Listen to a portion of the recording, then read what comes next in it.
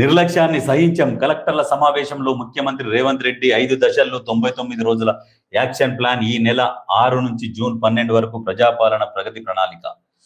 నేడు ఢిల్లీకి CM, PCC chief కూడా రాజ్యసభ అభ్యర్థులపై క్లారిటీ. ఇసుక మాఫియా అక్రమ మైనింగ్ పట్ల కఠినంగా ఉండాలి. ఇసుక మాఫియా తరలించకపోతున్నారు. అయితే గతంలో ఉన్న దొంగలకు అలవాటైంది కాబట్టి తరలించకపోతున్నారు. అయితే ఇవి సోషల్ మీడియాలో కొన్ని వైరల్ అయినాయి. అయ్యేది కాంగ్రెసే తోడుతున్నదని చెప్పేసి ప్రచారం చేస్తే వెంటనే స్పందించి కఠినంగా ఉండాలి కలెక్టర్లకు సూచిస్తుండ్రు.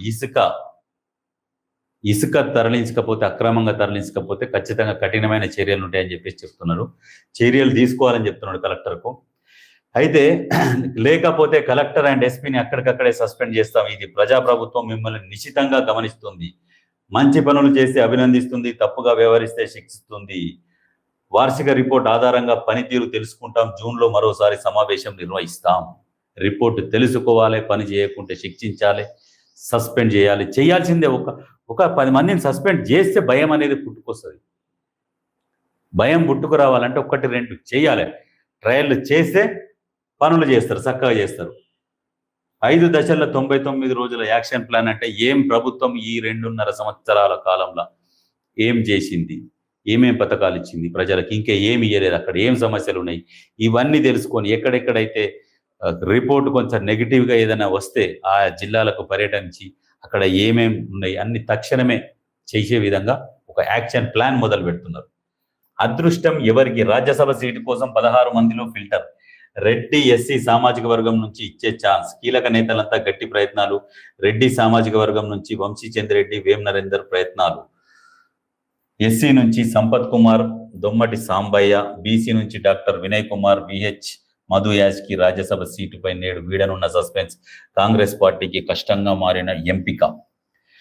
అయితే ఇక్కడ ఏంటంటే 16 మందిలో ఫిల్టర్ చేస్తే రెడ్డి సామాజిక వర్గం నుంచి ఇచ్చే ఛాన్స్ అంట. రెడ్డి సామాజిక వర్గం నుంచి అంటే ఇస్తే ప్రభుత్వ సలహాదారు వేం నరేందర్ రెడ్డికి ఇస్తే ఇక 100% ఎంత ఫిల్టర్ చేసినా ఖచ్చితంగా ఇస్తేగా ఆయనకే ఇచ్చే ఛాన్స్ ఉంది. అయితే ఇంకా కీలకంగా అయితే వీళ్ళు ప్రయత్నం చేస్తే ఎస్సీ నుంచి సంపత్ కుమార్, దొమ్మటి సాంబయ్య. ఎస్సీ వర్గానికి ఇవ్వాలనుకుంటే ఖచ్చితంగా సంపత్ కుమార్కే ఇస్తారు. ఎందుకంటే సంపత్ కుమార్కి ఇస్తారంటే ఆయన పార్టీ అధికారంలో లేనప్పటి నుంచి కూడా చురుకుగా పార్టీని పట్టుకొనే ఉన్నాడు, యాక్టివ్గా పనిచేస్తున్నాడు, ఒక పార్టీకి ఒక సైనికునిలాగా పనిచేస్తున్నాడు. కాబట్టి ఖచ్చితంగా ఇస్తే ఇక్కడ సంపత్ కుమార్కి వస్తుంది.